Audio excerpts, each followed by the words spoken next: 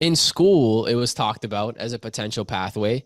We had some, I believe it's called OYAP opportunities, and there was dual credit opportunities, and there was a lot of cool things going on.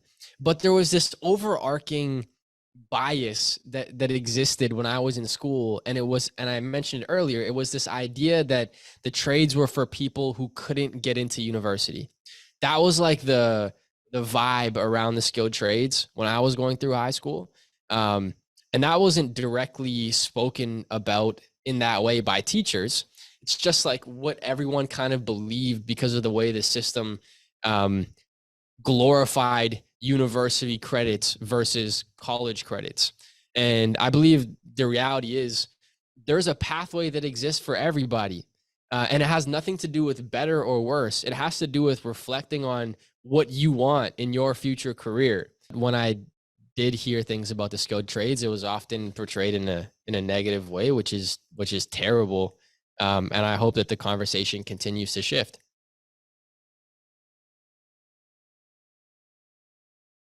I think something massive that's happening right now that's really helpful is de-streaming in schools. Like they're taking away this idea of college and university.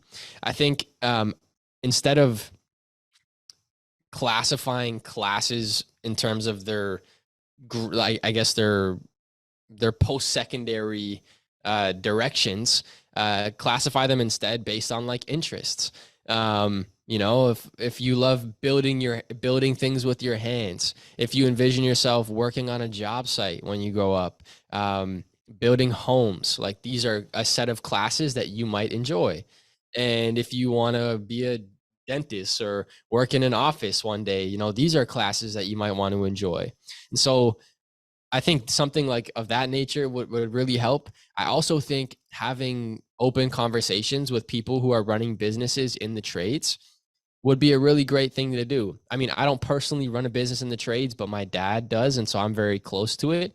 I also have friends. My buddy's name's Michael Kappa, and he runs the Altona Painting Company, and it's like a local little painting company, and he now has like 6 or 7 employees, and he's running a couple hundred, like a multiple six-figure business, and he's in his mid 20s. Like I think there's a lot of stigma around it, and one way to flip the conversation would be to have open, honest conversations with people young who are currently working in the trades. Um, I think outside of that and the de-streaming, um, having parents also being exposed to those conversations would be really helpful, because I think a lot of the pressure does come from parents, especially in households that have students that want to maybe pursue these pathways.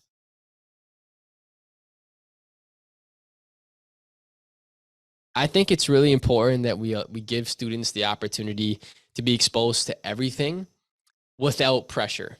So I don't think any career path should be um, more heavily promoted to a young person. I think they should all be promoted equally. And then students, like a buffet, should walk around and take a little bit of each of the things that the buffet has to offer and figure out for themselves, oh, wow, I really love doing this.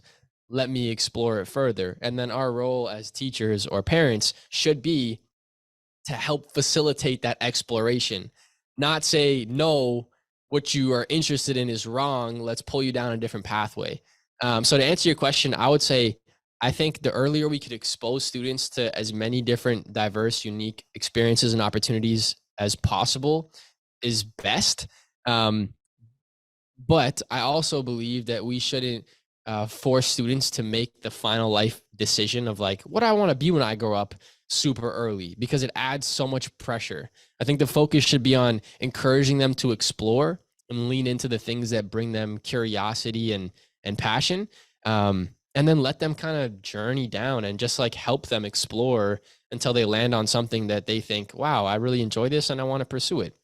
And maybe that happens before you end high school, and maybe it doesn't. I think one of the other stigmas we have to break is that you have to have your life figured out before you graduate.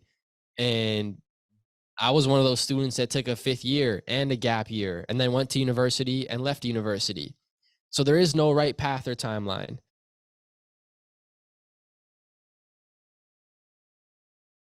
if there's a will, there's a way. Like if there's something you're seriously interested in, you'll do the legwork to figure it out, i.e. going on Google and searching youth speaker and calling the first every person on the first 5 pages. Like you'll have the curiosity, which hopefully leads you to action. But it may be way more difficult to find that information, which is a problem. Now I haven't, as a high school student, I didn't again pursue that. It was all based on sports for me. But it always seemed like there was less people getting involved in the skilled trades, or the class sizes were a little bit smaller. And I think partly that could have been because the promoting of those programs wasn't nearly as focused on by the school as all the other programs that existed.